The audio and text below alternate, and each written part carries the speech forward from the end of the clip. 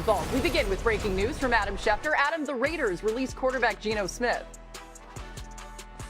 1 year ago, they traded for Geno Smith to be their quarterback of the future, and now they are moving on from Geno Smith. They free up $8 million in salary cap space. There'll be a dead cap charge of $18.5 million that the Raiders are in strong position to absorb. And Geno Smith, barring a trade, an unexpected trade in the next week, will join the free agent pool of quarterbacks that now is expected to include Kyler Murray and quite possibly Tua Tagovailoa. Let's take a look at some of these quarterbacks who could be available, will be available here in the next week. Geno Smith, Kyler Murray, Malik Willis, Kirk Cousins, who will be released next week. And, of course, the draft with Fernando Mendoza and Ty Simpson. That will be of high interest to teams in the quarterback market, like the New York Jets, like the Arizona Cardinals, like the Miami Dolphins, like the New York Jets. All these teams out there vying for quarterbacks. We'll see how the quarterbacks shake out here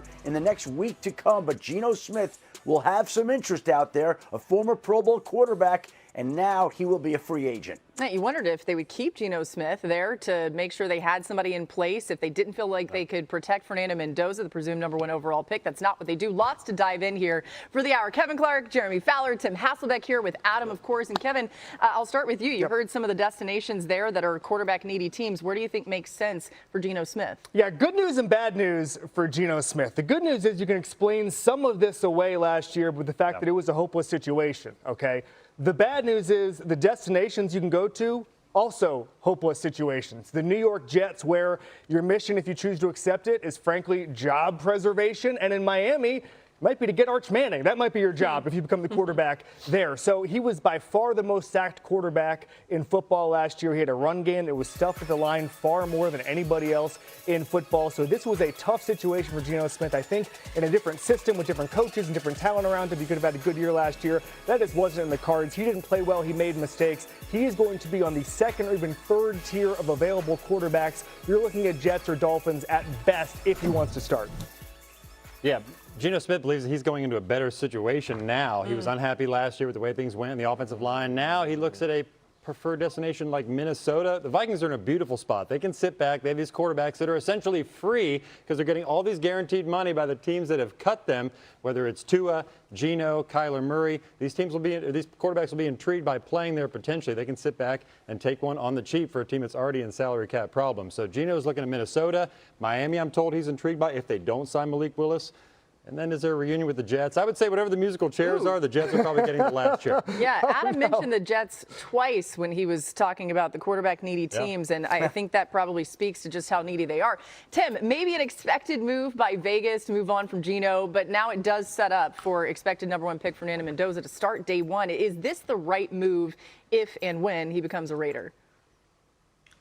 I think it probably is. Look, there'll be another quarterback or two on that roster in Las Vegas. And, you know, there's always a chance that if they really don't feel like Mendoza is ready, that they can play somebody else at the beginning of the year. But I firmly believe it's easier to get better playing than it is watching someone play. And, you know, every organization can have their different philosophy on it.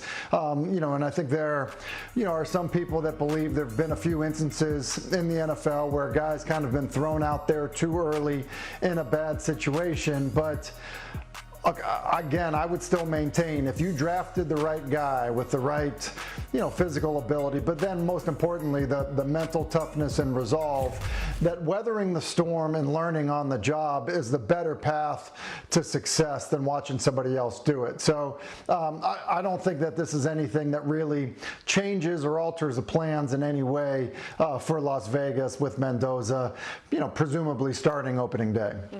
Yeah, Tim is dead on. The way that practice rules are and training camp rules are, there aren't a lot of reps to go around. So if you take a guy first overall, you have to give him all the reps possible in July and August getting ready for the season. There is no value in spending September and saying that, oh, Andy Dalton's going to be our starter. Any of these guys you signed for $8 or $9 million.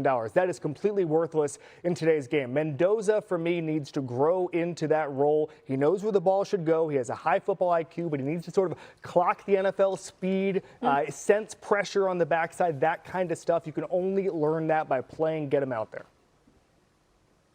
Let's also be clear here that the Raiders are going to bring in another veteran at some point in time. And in a perfect world, they'd like that veteran to get a lot of the reps and even potentially be the opening day starter in 2026. But we've heard a lot of teams talk about how they're going to bring along a first-round draft pick, especially a number 1 overall pick slowly. And, of course, then more often than not, that number 1 overall pick winds up starting on opening day. So there's still a lot that has to unfold from a quarterback standpoint in Las Vegas. But the one thing we do know is Geno Smith will not be there. And we do expect that Fernando Mendoza will be there. But they are going to bring in somebody else to challenge him. And again, I mentioned Geno Smith a year ago. How about the Seattle Seahawks? They move off Geno Smith. They trade him. They bring in Sam Darnold. They become the Super Bowl champions. And things change quick in the NFL. That's a good point. I mean, Adam, if only the Raiders had somebody on their roster who they could trade away to get a massive haul back to help support Fernando Mendoza. I think his name is Max Crosby.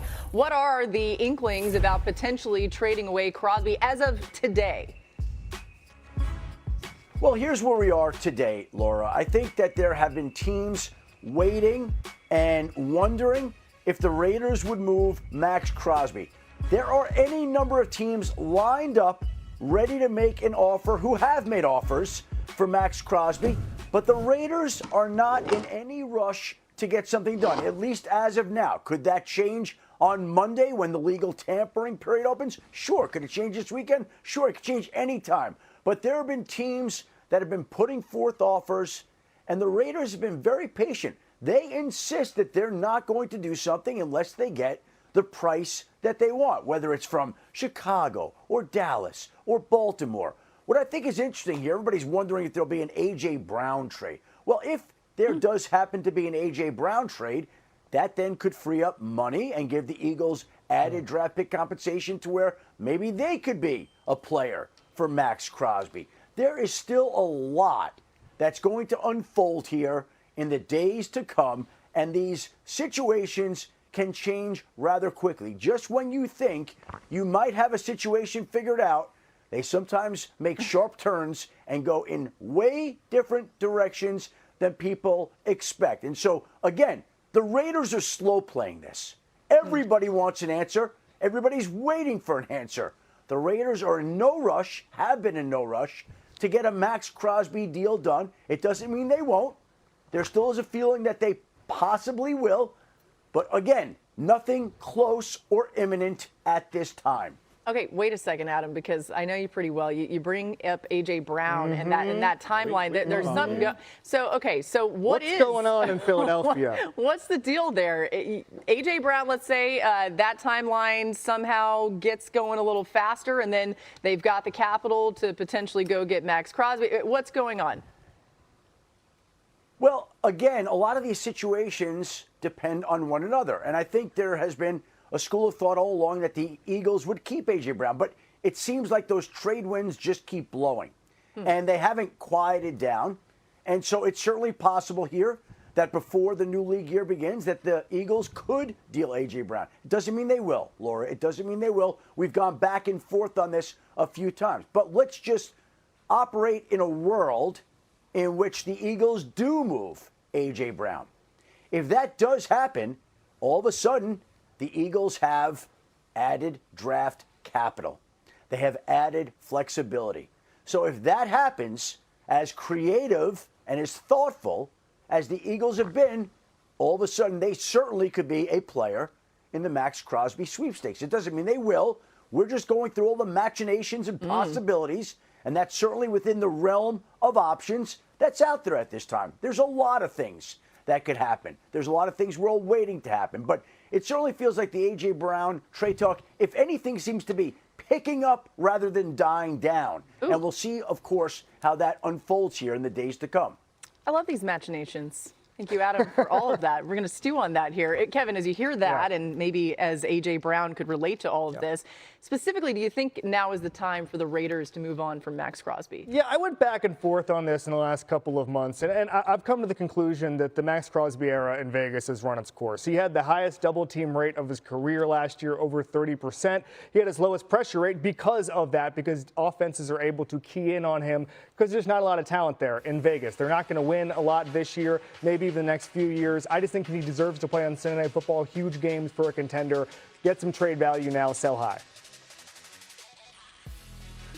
Look, I would agree. I think the time is now as well. When you look at, where the Raiders are, they're rebuilding. They're picking number 1 in the draft, and they're going to take a quarterback. And I think that, there's sometimes a feeling that, you be careful. Like, you're going to draft a quarterback. Looks like he's going to play right away. How bad is the team that he's going to? Do you want to throw him into that situation? And I think it's fair to look at a couple of situations. Like, Caleb Williams was drafted. They weren't very good his rookie year. Albeit that roster probably better than most for a number 1 pick. Drake May was drafted in the first round, pretty high in the first round.